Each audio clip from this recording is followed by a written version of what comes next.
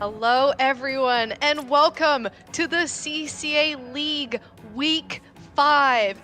I am Mizuno, head TO of the CCA, and I am joined by our guest commentator, Falco Flyer, for our Week 5 matchup between Vermillion Tides and Niner Esports. Falco, how are you doing today? Mizuno, I am doing fantastic. Thank you for having me on tonight. I'm ready to commentate my first CCA game, and with this kind of being the last week of the regular season, there are some matches at stake, right?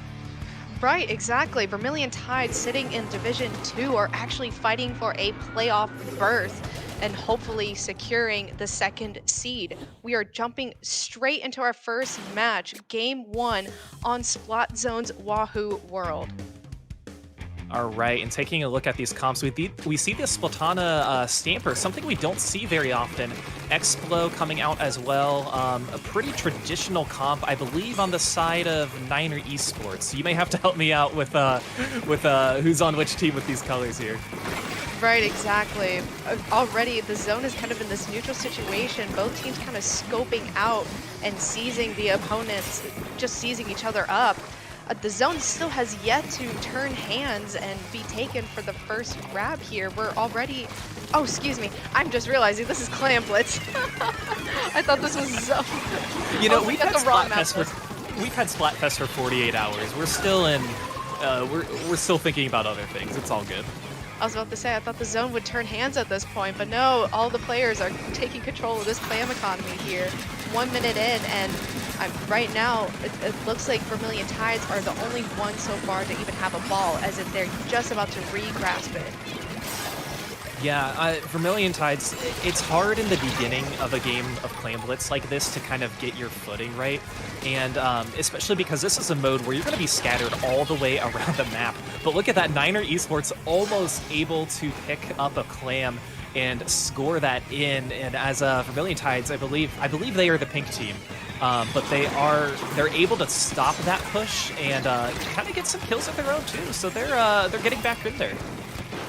Right, exactly. I mean, with 2 down on each side, 1 coming back from spawn, this is still relatively good positioning for Vermillion Tides, although a great splat here on the side of Niner Esports from Kleb. That was a great pick there. I mean, again, just right now, both teams are still trying to seize each other up and get control of this clam economy. Not much movement is happening as both teams only have a couple of specials online. Yeah, and that's kind of something we have seen more in Splatoon 3 than Splatoon 2, but look at this, Niner Esports almost able to make the push with the support of the rain. They are able to get some more picks. Are they going to pick up that power claim in time? Yes, they are. And look at that, one of their players still staying alive. So we actually have Vermillion Tide in the blue and Niner Esports in the pink. So I'll try to keep that straight. So Vermillion Tide, again, a good job there on defense, trying to prevent any of these power claims from going in. But again, with Clan Blitz kind of being this more neutral game in Splatoon 3 compared to Splatoon 2, these slow and steady pushes can really go a long way, especially when the clock has less than 2 minutes remaining. Right, exactly. I mean, the time is going to be a key factor here in stalling the objective here, especially when teams are going to be desperate to controlling the clam economy. And when time is not on your side and you're desperately looking for clams at a key moment when you need to get points on the board, that's going to be very costly and potentially going to lose you the match at the end of the day. We are just about approaching a minute and a half left. And again, time is not on either team's side right now. Neither team has yet to pop the basket. Each team just taking trades and just kind of poking at each other and just not being able to have a chance to approach the basket. Yeah, both of these teams really need to capitalize on having the player advantage, and right now that really isn't going towards anybody.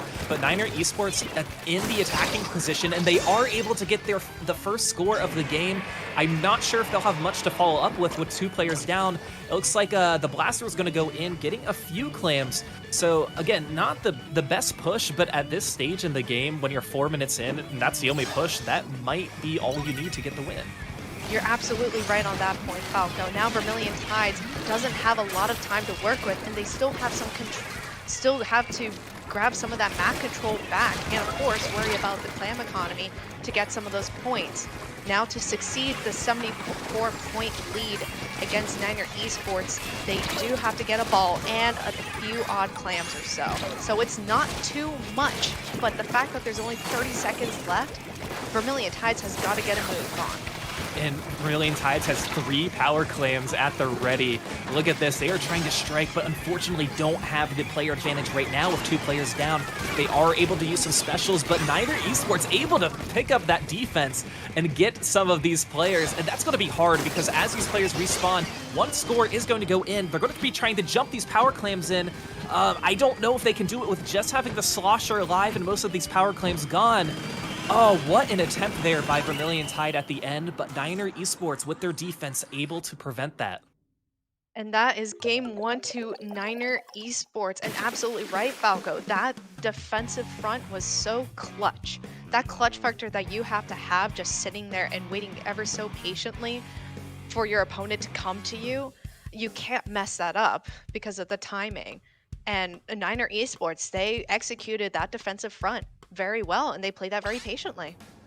Yeah, when you have 2 teams who are evenly matched like this, you're going to get competitive clan blitz games. And again, it could be competitive in the fact that you're offensive or defensive. In this case, they were just very defensive teams. But to what you alluded to at the beginning, it took a while for both of these teams to get power claims in the first place. And you know, that is one of the struggles of claim blitz in general, just trying to figure out, okay, where should I form this power claim? Do I want to get it as soon as possible? Do I want to try and form it right by the basket so players don't know where I am? So it can be pretty hard to be sneaky. Right. I mean, that passive play style is something that a lot of these teams, these newer teams, kind of default to because they don't have a good sense of direction and coordination to kind of move with the objective. There isn't as much of a sense of urgency.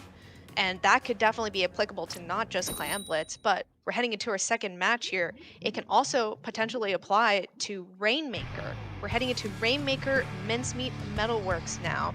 Game 2, Vermillion Tide up 1-0. Now let's take a look at these comps and see if there are any adjustments being made. Yeah, it looks like we do see the Charger come out. I don't believe the Charger was there before. But honestly, a lot of these weapons are kind of staying the same too. So if it ain't broke, don't fix it. And again, with how competitive these teams were in game 1, you know, we're kind of in that stage where if you have a weapon that you enjoy so much, you don't really want to mix it up. I know for me, for instance, I'm like a one-trick blaster player. I probably won't play anything else, and some of these players might feel that way too. Right, we have Niner Esports in the purple and Vermillion Tides in the bright yellow. 1 down on Vermillion Tides. Make that 2 down. There's a bit of a staggered spawn rate here on the side of Vermillion Tides, and neither team has yet to approach the Rainmaker yet. Again, this very passive play style kind of revealing itself from both of these teams. Yeah, and again, there's nothing wrong with that, but it also depends on what kind of comp you have too. And you know, with both of these teams, honestly, having comps that aren't too different from each other from a role perspective. But again, it is going to make that tricky. But we are talking about neutral game in Clan Blitz. Let's talk about the neutral game that we have here in Rainmaker. A minute in, nobody has even bothered to try and pick up this Rainmaker. But Niner Esports with 2-player advantage, they want to take advantage of this opportunity. The Slosher there from Vermillion Tide is just waiting by the Rainmaker for somebody to try and pick it up, but staying alive, avoiding some splat bombs. So yeah, just a very conservative gameplay. Conservative is such a good way of putting it, Falco, and that's because Mincemeat Metalworks is such a narrow-minded map with not a lot of room to work with, and one little mistake could be very deadly and could lead to a very dangerous push. So I can totally see why both of these teams are incredibly hesitant and very reserved in even approaching the Rainmaker. They are just waiting for the absolute right opportunity to strike here. But this might be their moment, Falco, because Vermillion Tides are 2 down. It looks like Niner Esports has grabbed the Rainmaker. Yeah, Niner Esports, good job picking up the Rainmaker, and rather than taking it across the grate, they opt to drop down and take it to the right. Unfortunately, it's not going to be enough for them to get to the podium, but they are going to be right next to it with that barrier popped. If anybody can pick it up right away and dunk it, it doesn't look like that's going to happen. So Niner Esports now starting to back up, but getting that first push in the game, kind of setting the tone. And look at this, they're splash going to Splash Town here, getting all these picks and able to pick up this Rainmaker. They have to get to the checkpoint first. Oh man, they should have climbed up there. That was very close. I think the Splash got distracted in the moment thinking, yes, I just got some great kills. Time to take the Rainmaker and go, go, go. But at that moment, they realized that they were just 1 point away from actually taking the podium. So it was such a great play, but they just weren't able to take advantage of it in that moment because they forgot about the checkpoint system that Splatoon 3 now has in place. Yeah, and with Vermillion Tide picking up the Rainmaker, Niner Esports are not letting go, really. Vermillion Tide not able to move this Rainmaker out of that first podium as they try to go up above the grates and now opting to take it on this right side to kind of counter that push from Niner Esports. I don't know if they'll get there. Actually, they get so close, but again, they can just climb this up and get that dunk. They will take the lead, and they definitely need to do that with only having the Stamper alive. Right, exactly. I mean, that Booyah was also incredibly clutch on the side of Niner Esports. Otherwise, they would have lost the lead and that checkpoint. This is a great opportunity for Niner Esports to kind of move their line up front back into mid because they actually lost a lot of paint during that exchange. The Wavebreaker is coming out and just specials are activated everywhere as 2 go down on the side of Vermillion Tide. Make that a full wipeout, Falco. Niner Esports was able to get the full wipe on Vermillion Tide. Yeah, and that's good because they need to move this Rainmaker and get to this podium. Again, neither team has gotten to the podium yet, and that just makes the game much more dangerous because if you don't get to the podium and your teammate does, they're going to take the lead. You want to make sure you're the first team to the podium. That way, if it ends with each team getting to that checkpoint, you're going to get the win when you're there first. So Niner Esports needs to capitalize on this. They use a Booyah Bomb to try and displace some Vermillion Tide members, but Vermillion Tide just as aggressive trying to prevent this pop. But let's see if Niner Esports can finally get it in and get the dunk, and it looks like they do, Mizuno. They do, but man, it took a lot of time. This is a very dangerous situation for Vermillion Tide because not only has the checkpoint podium bit down, now they have 5 seconds to take this Rainmaker from one checkpoint to another. And with 2 members down and the Rainmaker has nowhere to go, Niner Esports is able to take game 2 in such a tight matchup. Yeah, I like the blaster positioning there from Niner Esports. You really have to be stealthy to get those picks and get that win. Again, we talked about how conservative of gameplay we'd see in Clan Blitz and kind of expected that with Splatoon 3. Rainmaker, it's a little different than it was in Splatoon 2, but it's definitely slowed down the pace some. But again, like you said with Mincemeat, you're so vulnerable when you pick up that Rainmaker where you want to make sure that you are able to get some momentum when you pick it up. Because, again, there's just grates on every side. You can pick it up, drop down immediately as long as you have paint. But it was just hard for those teams. They knew they had to defend the first checkpoints, but they couldn't, you just couldn't get it past it. Right, I mean, just the fact that there's just no room. That vulnerability that you mentioned, Falco, is because of that lack of paint, right? When half the map is covered in grates and just there's so many tight corners and narrow alleyways for the Rainmaker to move to, it's so difficult to find a way to get your Slayers forward to create that space. So at the end of the day, it's like a battle of wills. And now this is going to be very interesting, actually, because we're heading into another very close quarters map in Splat Zone's Mahi Mahi for Game 3.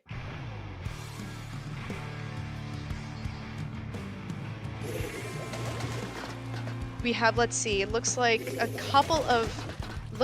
roller has hopped onto the side of Vermillion Tide and an Explo. They're keeping the Wiper still.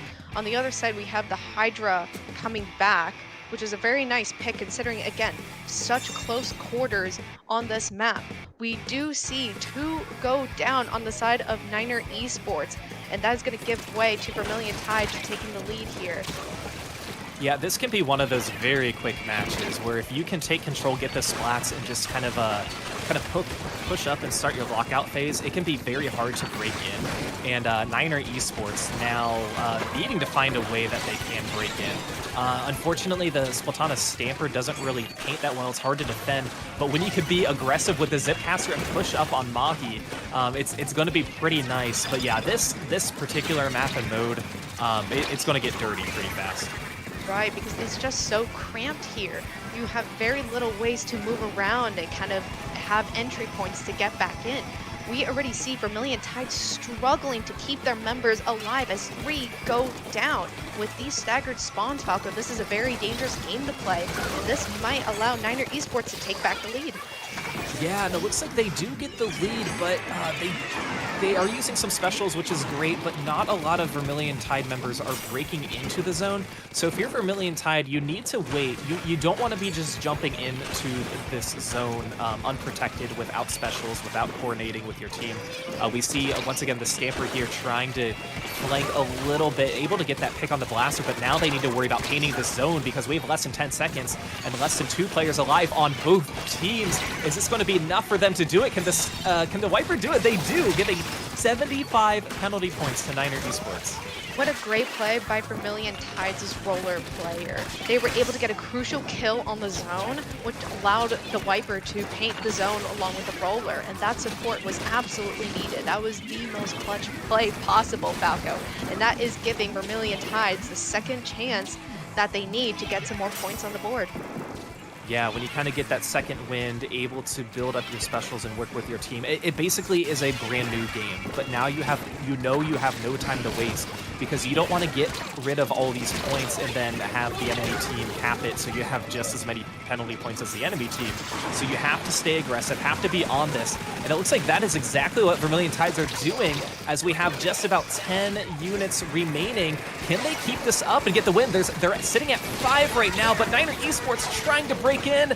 Can they do it? Oh my goodness, look at this zone. They are able to cap it for just a split second. Niner Esports, both of these teams with over 60 penalty points. That is a lot, Mizuno. Right, Niner Esports playing that so incredibly well. They had to push in at the exact right moment and just get paint down on the zone no matter what. And they understood that objective very well.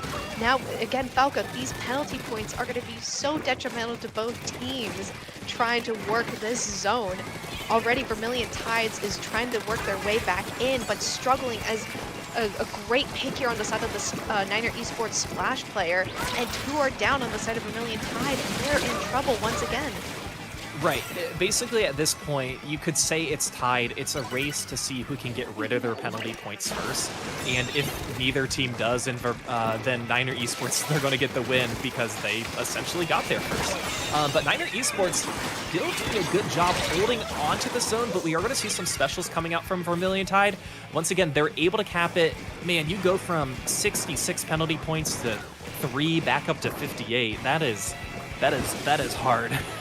Right, that mentality is also going to start taking a toll when you are, like you said, Falco, when you're able to finally work through all those penalty points and all of a sudden they've just been taken away and the penalty is right back against you.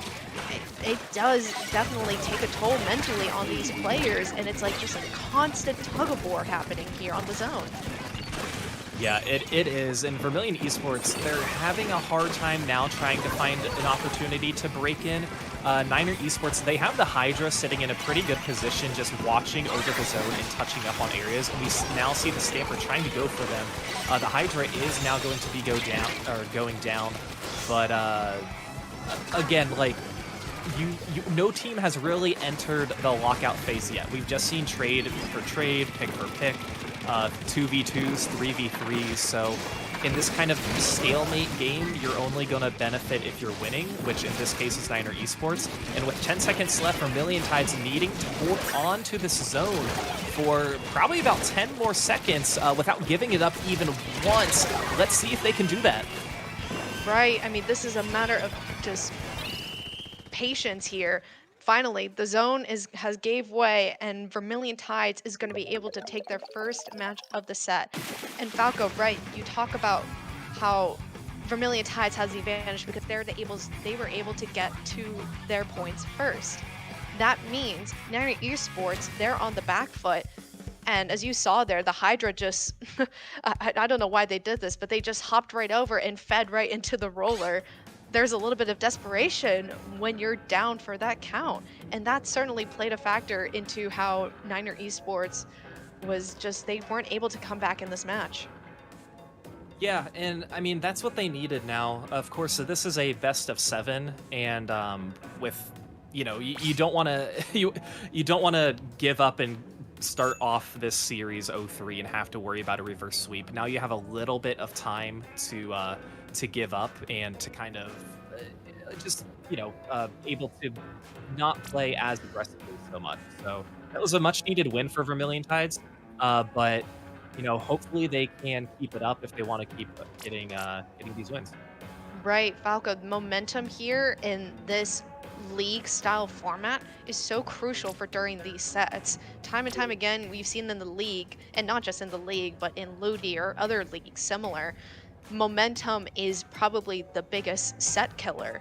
That 2-0 situation that that Niner Esports was in initially is so crucial for them. That gives them a lot of weight off of their shoulders. But now Vermillion Tide has taken that back a bit. That really can play into a team's mentality and mindset heading into the next game. Yeah, and then not even the next game, but kind of looking for the playoffs too, because we mentioned before that this match has playoff stakes. So of course you need to take it one game at a time.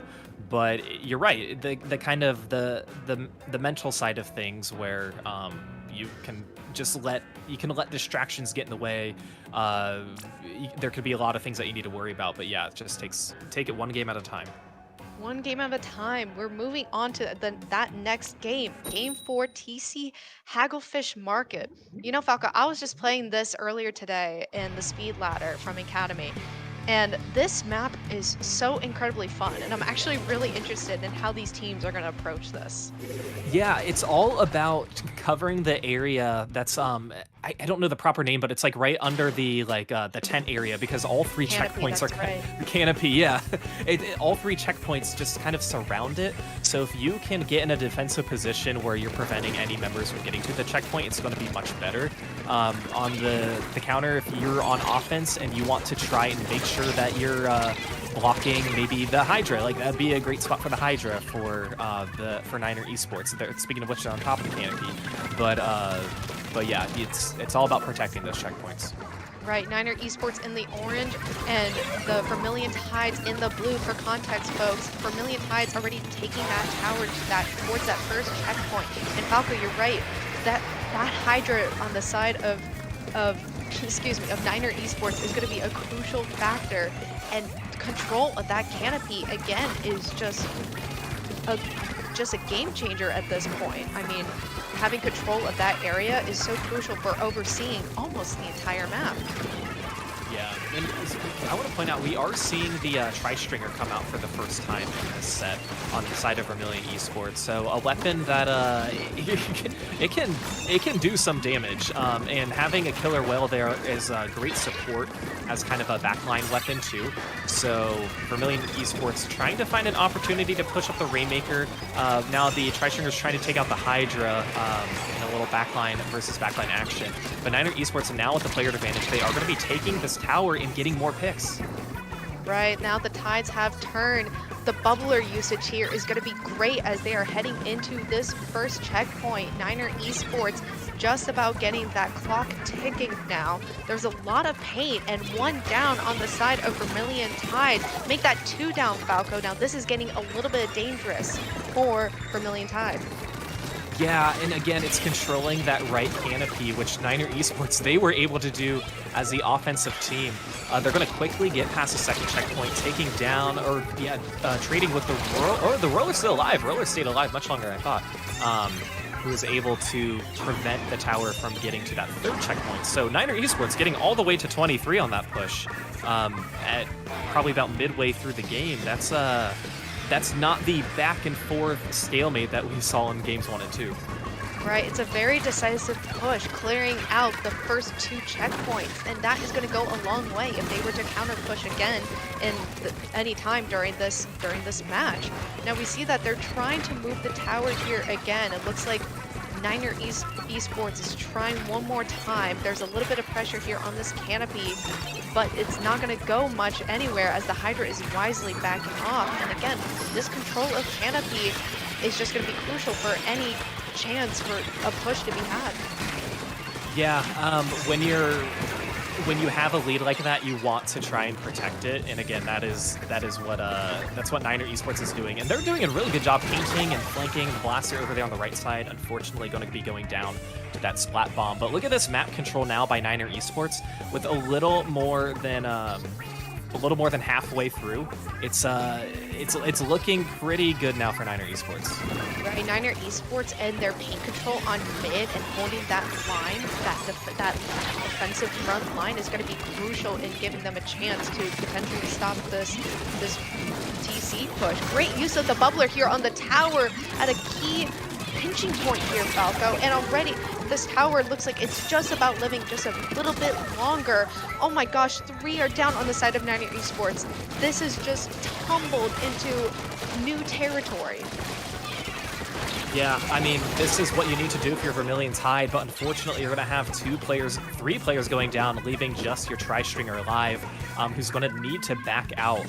That is what they do. So Vermillion Esports not able to get to that second checkpoint, but we're able to push. But again, since this is tower control, it's not going to cut it for now. You know, you can get some points there, but they're just going to be quickly taken away as the tower goes back to mid. Right, and this is going to be a very desperate situation for Vermillion Tides. Oh no, but a great play is trying to be made here. Is a 2v1. Niner Esports trying to take a 2v1 in hopes of getting that tri-stringer away, but to no avail. Those distraction plays isn't maybe what Niner Esports is going to need at this moment, as they are giving away free paint over to Vermillion Tides. Yeah, and now with just about 10 seconds left, Vermillion Esports needing to get on this tower, but they are going down one by one. Tri-stringer having to back up just a little bit, and with these bombs coming in, Tri-stringer is going to be getting up on with the roller. He's going to be using, I think they were using the, I don't know what they used, but Niner Esports able to just quickly hop on that tower. They knew that they didn't have to wait. They had a lot of time to be patient, but Niner Esports had the players there to get on the tower and just secure the win, and that's going to put them up 3-1. A very decisive match that Niner Esports needed after such a close loss from their previous match on Mahi Zones. And that was that was not the passive gameplay that we had seen from the first couple of games. So I think Niner Esports has kind of found their groove in this set. They've kind of found the rhythm that they needed to just secure that game 4 so soundly. Yeah, again, they showed the aggression pretty early on, and it just goes to show how important it is to get past those checkpoints when you can. You know, if you don't have a player advantage, but you're so close to getting through that checkpoint, you might as well just keep jumping there. It might be considered feeding, but you want to make sure that you can get past that checkpoint, just because of how important it is. If you know the other team was going to have to do that same thing as well.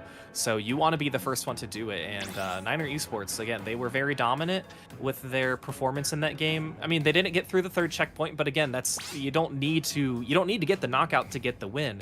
You just need to get as far as you can and then set up a defense just so the other team can't match that objective push. Right, you need to get the points to have that decisive lead. And I think they were able to play that soundly and defensively enough, especially with the use of like the crab tank right at the end. I think that was a great distraction play, kind of diverting attention away from the tower at that moment to, oh my gosh, there's a crab tank right in front of us just shooting us down. We need to address that. And then everything just falls apart for Vermillion Tides in that moment. Now we're at game 5 here, and game point for Niner Esports. Falco, what do you think is going on in Vermillion Tides' heads right now? What do you think they're thinking right now? Again, you can only take it one game at a time, and if I'm Vermillion Tide, I'm thinking, okay, we already played Clan Blitz in the set. It was game one Wahoo World, and it was so close, but they unfortunately couldn't pull it out. So you're playing that same mode, but on a stage that's slightly bigger, but I would argue easier to get to the basket from mid, potentially, with kind of jumping on the propeller through mid. But again, Museum D'Alfonsino is such a unique stage design. I actually really like it. I know some people are kind of iffy about the stage, but you just got to find your way to break in when you're facing a team like Niner Esports. Right, game 5 underway here. We see a couple of comp changes. I'm really liking Niner Esports running with looks like the Tetras coming out with Ninja Squid. So that is going to be a very dangerous playmaker on the side of Niner Esports. Meanwhile, Vermillion Tides are kind of running comps that they've been fairly comfortable with. I think the only real change that I see is utilizing the Slosher, which hasn't been around in a couple of games.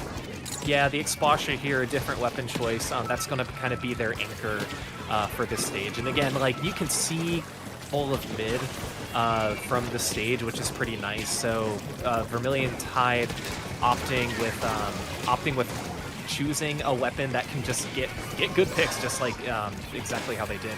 But Niner Esports, I believe Niner Esports in the purple, they are able to get a power claim first as they're navigating throughout the map. Now, what's hard about having a power claim this early on and this pushed back, it's just a permanent point sensor that's on you, since the enemy team can always see where you are.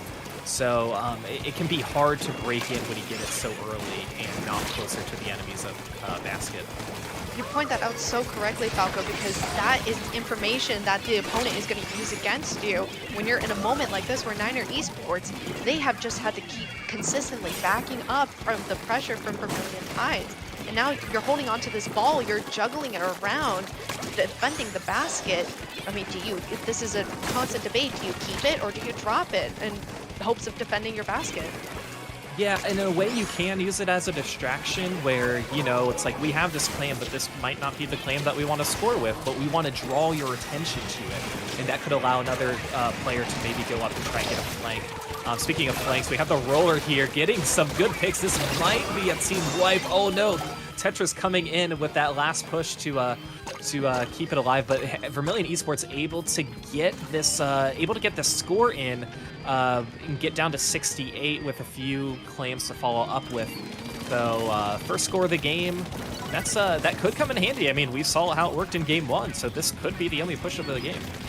Right, exactly. I mean, we're just about halfway into this match, and we just had the first push happen, and that took a lot of time out of Niner Esports' moments during this match. Not to mention all the paint that they just lost, and still having to deal with this incessant pestering roller.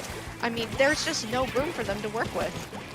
Yeah, and that can be really hard when you're a weapon that likes to shark up and push, like, you know, again, as a blaster player, if there's not a lot of ink real estate for me, it's going to be very hard. And again, that's going to be the same thing with the roller. So at that point, you're going to rely on, I don't even know who you'd rely on if you're Vermillion Tide, because none of those weapons really paint super well, which again just adds to the difficulty. Right, the basket is being popped for the first time of Niner Esports. They do have a second ball, but it looks like they're going to attempt to feed it. At first I thought they were trying to hold off, but in a desperate attempt they try to get the ball to the basket, but their efforts are fruitless. Yeah, so again, it can be tricky when you're in that situation, because sometimes you want to just find any opportunity you can to score, but other times you know that you need to have a follow-up. And generally when you're losing, like Niner Esports was, you want to have follow-up to at least try and match what Vermillion Tides did. So yeah, not really the push that they were hoping for. Right, and with 2 down on the side of Vermillion Tides, they're in a bit of an awkward spot. They're slowly losing that mid control that they desperately need to maintain in order to have a more secure lead. But members keep just falling one by one, and Niner Esports taking the high ground here on this spinner and is able to pop the basket. And they are just one clam away from potentially securing the lead. Yeah, it looks like the Tetras were trying to push up. I don't think they had any claims with them, and now the Gal is there too, but not going to get there in time.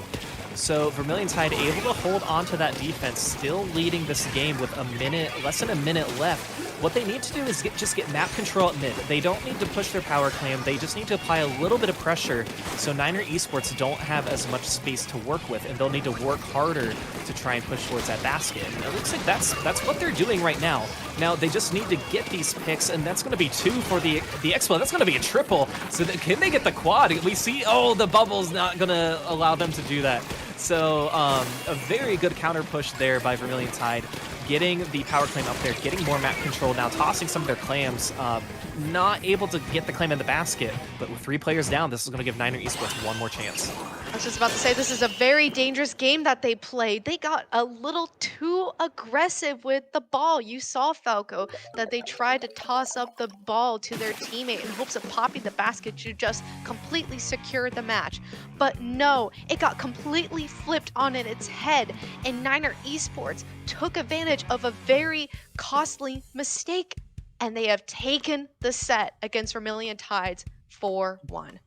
Yeah, that was very dangerous of Niner Esports to maybe have a player go up towards the enemy basket when they're all approaching you.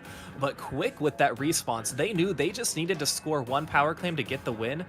We already have, or that's all they needed. They were down by, I believe, like 2 points and 10 penalty points, so 1 power claim was going to do it. I mean, that is just so hard when you're in that situation.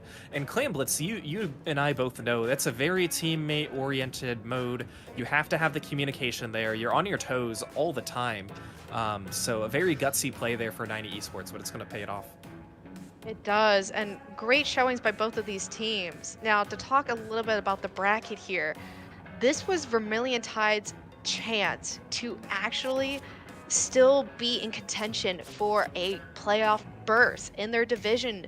There hasn't been anything solidified yet in their group, but because Niner Esports played Spoilermaker here tonight, they actually took away Vermillion Tide's chance of actually making the playoffs, and man, that has got to hurt a little bit. Yeah, it really does, but you know, these two teams, they've had a season where they've played matches that have all been competitive with each other. Even though this season may be over for Vermillion Tides, there are so many opportunities for these teams to find teams to scrim in play. So any opportunity that you have, you need to take advantage of. And I mean, we said there's over 60 teams here in CCA, and you don't have to play teams in your div too. So yeah, it was a very good effort by Vermillion Tides. Right, now folks, I don't know if you're noticing here, but we are queuing up for another game, Rainmaker Inkblot Art Academy. That is actually game 6 in the map list. I don't know if you know this, Stream and Falco, but this is actually a CCA tradition that started back in season 1 of the league. I believe it was PSU, Penn State, and University of Texas, Dallas. They actually started a tradition to play the rest of the set even after the games have been decided. So for the sake of the stream, entertainment, and for more games, both of these teams are agreeing to play the last couple of games for our entertainment and for our own amusement. You know, that I really like that, and I think that's great because you know that these two teams go head to head. They are competitive. We're not in a tournament situation where, you know, we would have to move on to the next round right now. These teams knew that, hey, this could take an hour. Let's take advantage of the time that we have together. We're here already. Let's just have these last 2 games just be a scrim. So I love this tradition, Mizuno. You're exactly right. I mean, it's led to some really funny moments in the league too. So maybe we might see some shenanigans, or like you said, just playing the rest of the games and getting some practice in. You've taken an hour out of your day to play these games against an opponent at your skill level. Let's take advantage of that time. Yeah, and with that, we are going to see quite a bit of weapon changes. We're going to see an NZAP come out for Vermillion Tide. We're going to see the mini Splatling as well. We're going to see the Splatana Wiper in the Rapid Pro. So yeah, this is the time where you do change up your weapon. The set's already determined. Let's have fun. Let me play with a weapon maybe I'm not as familiar with, so I can practice with it. So yeah, I'm liking these choices. Me too. I like the rapid choice too on the side of Niner Esports. I think it's a very interesting weapon choice given like the certain like corners and zoning areas such as plat. I think it can be really effective with the certain types of weapons that you pair it with. Now this is an interesting situation because Niner Esports took the Rainmaker to the podium first, and they are actually in a 2-up situation against Vermillion Tides. Yeah, so Niner Esports, they're going to be trying to take it, avoiding, I believe that was a spot who's behind them. But look at this push with the help of the stamp, able to get all the way up to 13. 2v2 now, just a Hydra alive, so Vermillion Tide are going to be getting this pop.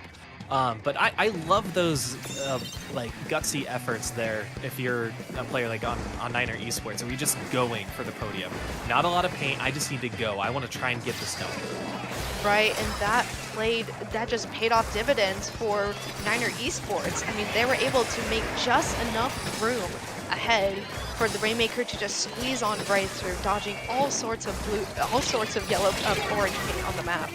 Now, Vermillion Tides is attempting to respond and bring the Rainmaker back on over into their favor, but instead they go 3 down in this situation, make that 4 in a delayed wipe. And Niner Esports has not given any paint up in that exchange. Yeah, they really haven't at all.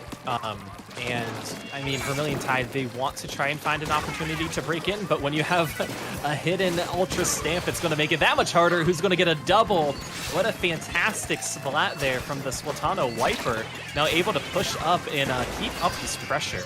So Niner Esports turning it on once again.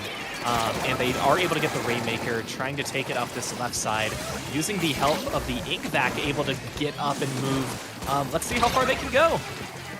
Man, what a great play by the Splatana Wiper. Again, just playing distraction games with Vermillion Tides and getting, again, those clutch kills with the stamps, paint pressure, allowing Niner Esports to move back into plat. Those are some great opportunities. Thankfully, Vermillion Tides was able to play that a little bit more carefully now, and they were able to stop the Rainmaker from getting any more points and avoiding a potential knockout. But they still have the Rainmaker stuck in their plat, and that is a little bit of a dangerous situation to be in. Yeah, it's hard because Niner Esports, they can pop the Rainmaker. They might not be able to get it, but they are watching you to see if you pick up that Rainmaker. So chances are this will reset unless Niner Esports are able to pick it up. The Rainmaker is going to reset as mid is pretty neutral, but right now Niner Esports need to capitalize on just now getting the wipeout. So just painting up mid, pushing this Rainmaker more, maybe trying to go for that knockout. Right, I mean, leaving the poor sloshing machine alone, Vermillion Tides in a very dangerous situation with a wipeout situation. I mean, they're playing this very carefully now. I think they're starting to realize the comfortable positions that they can be in. However, Joker here on the Splatana trying to exert a little bit more pressure, but to no avail. Now Vermillion Tides flipping the switch and taking the Rainmaker over to the podium for some more points, and much needed points in this game. Yeah, that wipeout gave them the checkpoint for Vermillion Tides and put them up in a position where they haven't really been in this game, which is on the top part of the map. But now it's just the Rainmaker who's alive as Niner Esports members, the Blaster. They're going to be trying to push down, and they are able to get the Rainmaker. So, you know, they probably wish they could capitalize on that more, but it's hard with the checkpoint. It slows you down. So if this was Splatoon 2, it could have been a game over, but no, we're playing Splatoon 3, and it's just a slightly different path and direction you have to take this one. Right, the pacing that the podiums kind of dictate in this map and this mode specifically. I mean, you're absolutely right, just pointing out that the game is just completely different at this point, and the pacing and how teams are able to push the objective. Now, speaking of objective, Niner Esports with the Rainmaker as the clock is winding down to 0. Niner Esports taking the Friendlies Game 6 here. And I think, again, they've really found their groove against Vermillion Tides. Yeah, and again, even though they're up 5-1, like if you're Vermillion Tides, this is still a great learning opportunity.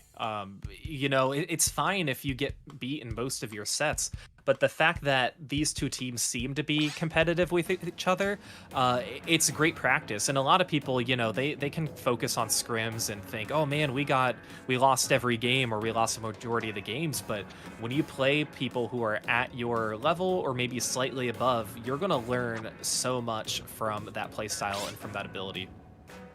Right. Now it looks like we have a couple of players dipping from the lobby here. I think there might be some communicate miscommunication going on, but that might actually be because we are getting close to time. Our next matchup is actually right around the corner. We have two matchups in our doubleheader tonight with Vermillion Tides and Niner Esports in Div 2. We actually get to move on to Div 1 now. This is like the big leagues. These are the really experienced teams. We'll be watching in the next few minutes here the Boilermaker Special from Purdue University take on the Neo Comet Blasters from University of Texas, Dallas. And oh man, Falco, these are CCA veterans. These guys know how to play Splatoon in a collegiate environment. This is going to be a very exciting match. Yeah, I mean, being a veteran is gonna be. I mean, like a Splatoon veteran when you were in season one. I believe most of these players played in season one. Mhm. Like you have such a huge advantage at this point. But when you're playing another team that also is in that same boat, like they know what's at stake too. They know how the tone is set. So yeah, this is gonna be a good one, Mizuno. Exactly right. Now, folks, we're going to take a short break as we head into the other lobby. So don't go anywhere. We'll be right back with game 2 of our doubleheader tonight. Stay tuned.